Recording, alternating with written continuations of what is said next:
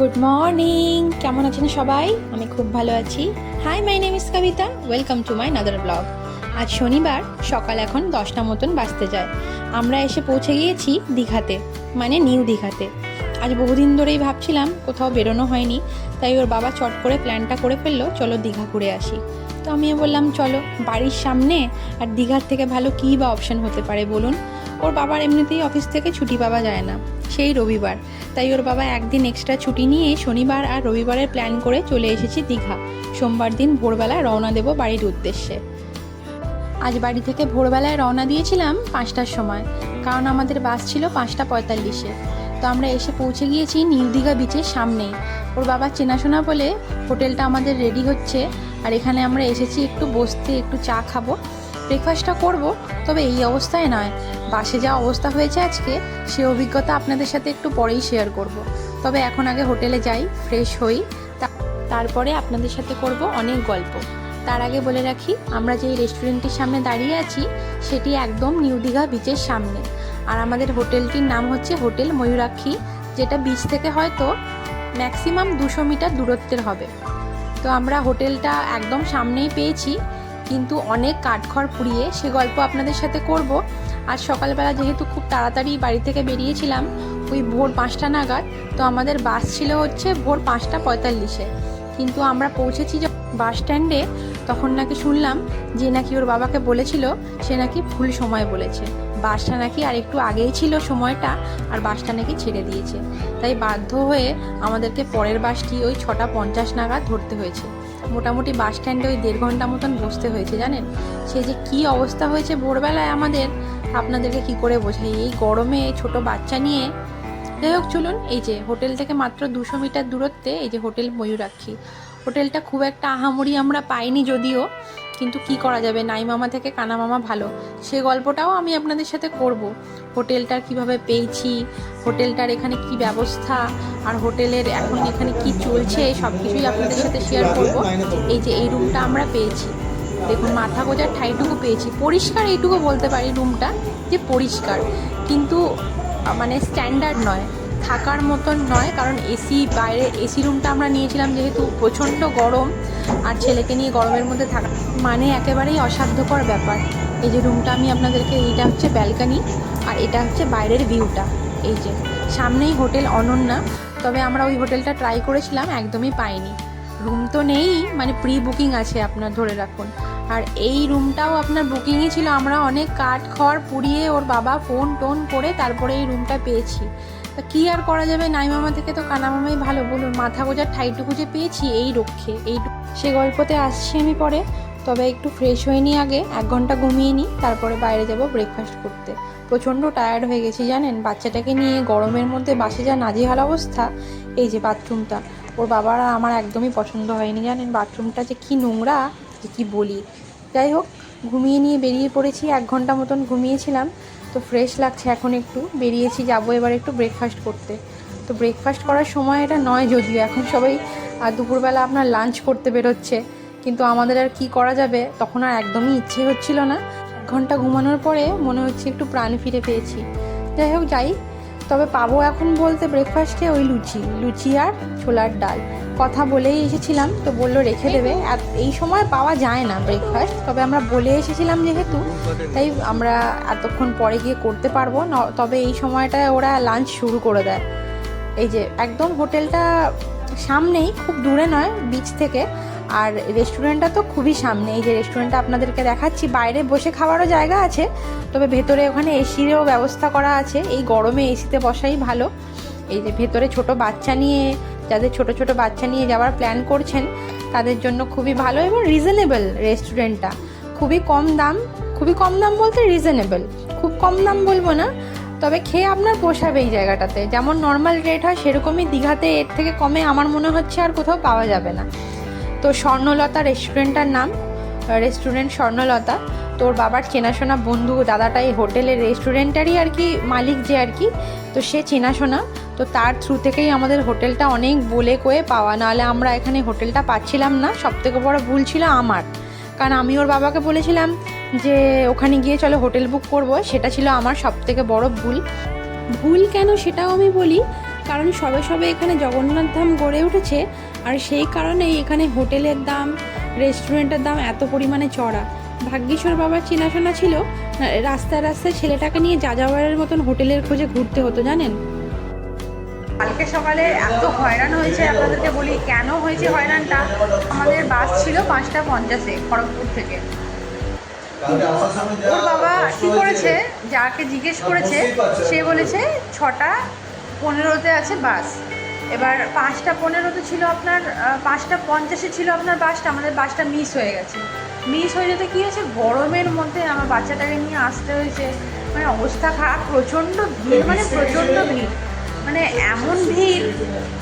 আর রামনগরের পর থেকে খালি হয়েছে, ততক্ষণে মোটামুটি আমরা এসে পৌঁছে গেছি। আর আধ ঘন্টা মতন বাকি ছিল, অতক্ষণে অতটুকু আর জার্নি করে। বিস্কিট বিস্কিট লাগবে না, একেবারে ব্রেকফাস্ট করবো। এই যে চা নিয়েছি, ওর বাবাও চা নিয়েছে, চা খেতে এসেছি। বৃষ্টি পড়ছে বলে ওর বাবাকে বললাম চলো একটু বিচ থেকে ঘুরে আসি। তাহলে বিচ থেকে ঘুরে এসেছি, রুমে কতক্ষণ বসে থাকবো। বেশি জোরে বৃষ্টি হচ্ছে না একদমই। এই যে চাটা নিয়েছি দেখুন। যেটা বলছিলাম, বাসে করে এসেছি, এত হয়রানি হয়েছে আমাদের না, মানে গরমে। আর সবথেকে বেশি কষ্ট হচ্ছে আমার বেটুর, তো ওকে নিয়েই কষ্টটা হয়েছে। তাই জন্য আমরা ভেবেছি বাসে করে, যারা এই টাইমে ভাবছেন যে বাসে করে দীঘা আসবেন, একদমই করবেন না, কারণ প্রচণ্ড কষ্ট গরমে। যাদের কাছে উপায় নেই তাদের কাছে উপায় নেই, কী করবে তারা। কিন্তু যাদের কাছে উপায় আছে আমি তাদেরকে সাজেস্ট করবো যে নয় এসি বাসে আসুন, আর না হলে ওই ট্রেনে আসুন। এবার কালকে সকালে, আমরা কালকে ব্যাক করবো, 2 দিনের প্ল্যান আমাদের। আজকের দিনটা আমরা থাকবো, কাল সকাল ভোরে বিস্কুটটা ভরে কাল ভোরে আমাদের প্ল্যান আছে। ওর বাবার যেহেতু অফিস আছে, ছুটি তো পাইনি আমরা, তো ওর বাবা কালকে সকালবেলায় ওই আমরা ভোরবেলা কটায় বেরোবো গো কালকে? 5:45 বেরোবো। এখান থেকে ট্রেন আছে, দীঘা থেকে পাঁশকুড়ায় ট্রেনটা ধরবো, তারপর ওখান থেকে ভেবেছি আরণ্যকটা ধরে খড়গপুরে ফিরে যাব। তো যদি ট্রেনটা ঠিক টাইমে থাকে তাহলে কটার মধ্যে পৌঁছাবো? 6:15 পৌঁছাবো। 9টা না, পাঁশকুড়াতে কটায় পৌঁছাবো? 8:10 পারফেক্ট টাইমিং আছে পাঁশকুড়াতে। এবার পাঁশকুড়াতে যদি পৌঁছে যাই, তার 10-15 মিনিট পরে আরণ্যক আছে, আরণ্যক ঘুরে খড়গপুরে পৌঁছে যাবো। মোটামুটি 9টা 9:30টার মধ্যে খড়গপুরে পৌঁছে যাবো আমরা, যদি ট্রেনটা ঠিক টাইমিংয়ে থাকে। আর যদি না থাকে তাহলে তো কিছু করার নেই, তাহলে দেরি হবেই। কিন্তু কালকে আমরা ঠিক করেছি যে ট্রেন জার্নি করব, কারণ যা এক্সপিরিয়েন্স কালকে আমাদের হয়েছে, তারপরে আর কোনো ইচ্ছা নেই বেটুকে নিয়ে আমাদের বাসের মধ্যে জার্নিটা করার। কি ব্রেকফাস্ট বলেছো নাকি গো? বলোনি? ঘুরে এসে, হ্যাঁ ব্রেকফাস্ট তো করবো। কী করবো? আর একটু ঘুরে আসি বিচ থেকে, তারপরে ব্রেকফাস্টটা করবো। বানানো হচ্ছে ব্রেকফাস্ট এখন।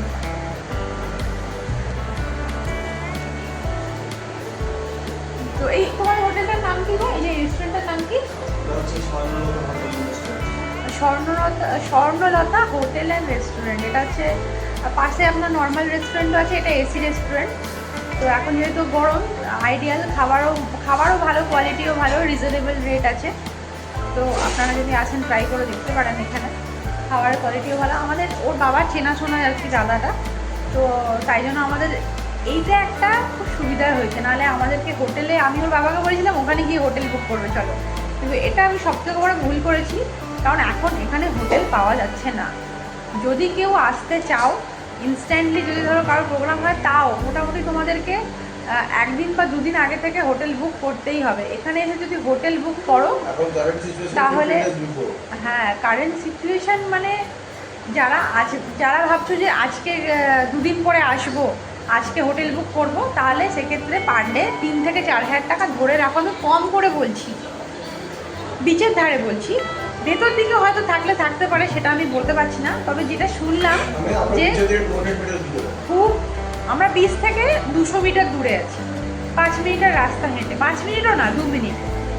আর যদি ভেতর দিকে যারা থাকতে চাও, ভেতর দিকে হয়তো কম হতে পারে, কিন্তু এখান থেকে সামনে একদমই পাওয়া যাবে না।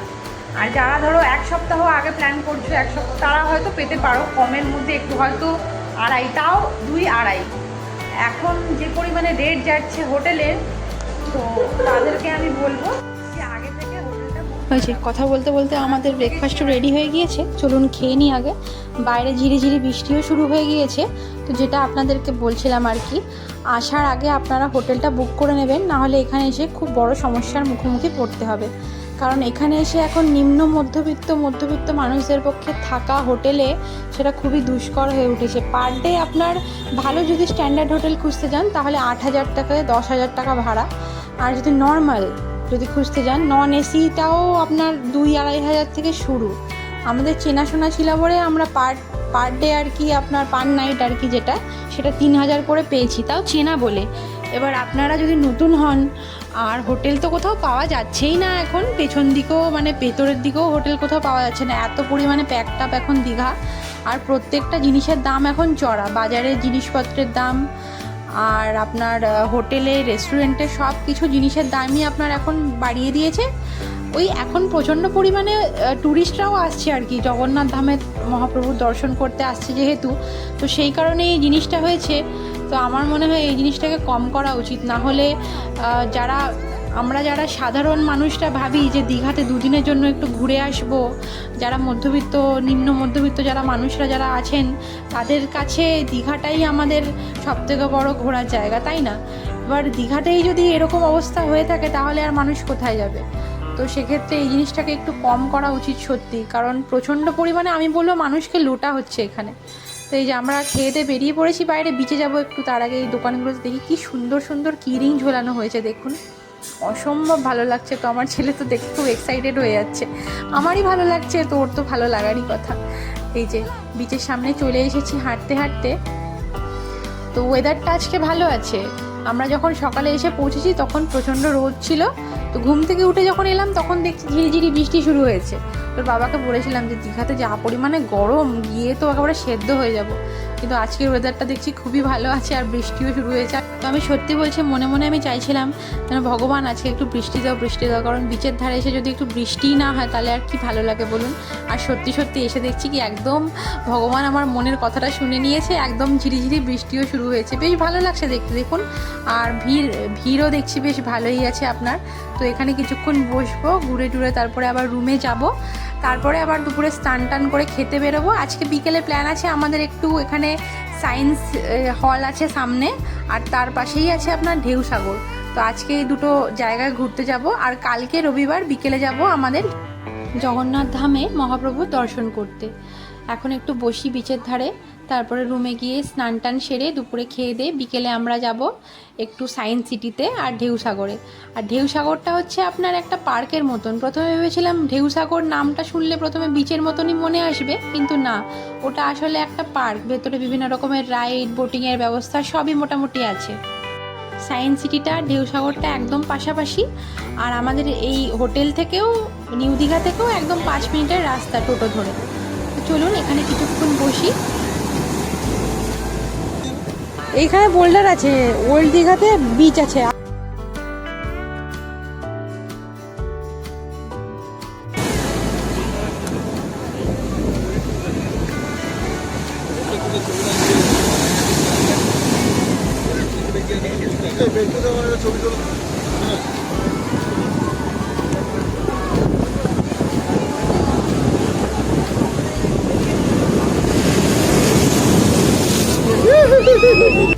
বৃষ্টিটা পড়ছে বলে প্রায় অনেক মানুষই রুম থেকে বেরিয়ে এসে দেখছি বিচের ধারে বসেছে, এতটা ভিড় ছিল না। ওর বাবা আবার বিচ খুঁজছে হাঁটবে বলে, তো আমি বললাম সে আর এখানে কোথায়, সে তো ওল্ড দীঘায়, আমরা তো নিউ দীঘায়। তো আমি বললাম কালকে না হয় একটু ওল্ড দীঘায় সন্ধ্যাবেলা ঘুরে আসবো। এখন তো এখানে জোয়ার চলছে, প্রচণ্ড পরিমাণে জল ঢেউ দিচ্ছে। চলুন যাই রুমের দিকে। এখনকার মতন ব্লগটা তাহলে এখানেই শেষ করছি, দেখা হচ্ছে আবার বিকেলে। আজকের ব্লগটা কেমন লাগলো অবশ্যই জানাবেন, ভালো লাগলে একটা লাইক কমেন্ট আর শেয়ার করে দেবেন। পাশে থাকবেন, নিজেও ভালো থাকবেন, অপরকেও ভালো রাখবেন। আজকের মতন তাহলে টাটা।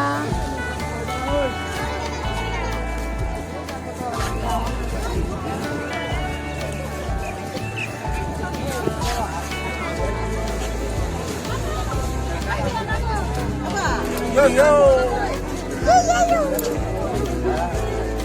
Yo yo.